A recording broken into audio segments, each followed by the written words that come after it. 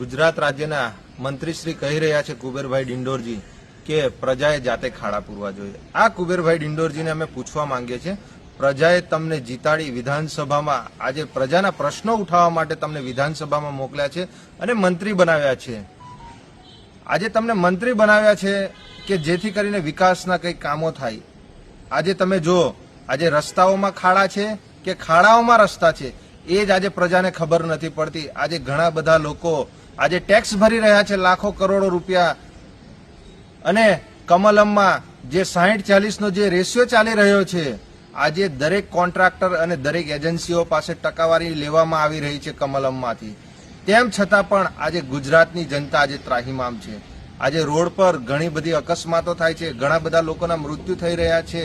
આજે ઘણા બધા લોકો હાથ પગ ભાંગી આજે દવાખાનાઓમાં છે, એ લોકોને નથી પૂરતી ટ્રીટમેન્ટ મળી રહી કે નથી એમને સુવિધાઓ મળી રહી। આજે પ્રજાને ટેક્સ ના રૂપિયે આજે તમે જે તાગડધીંડા કરી રહ્યા છો અને પ્રજાને જાતે કહી રહ્યા છો કે ભાઈ તમે ખાડા પૂરો।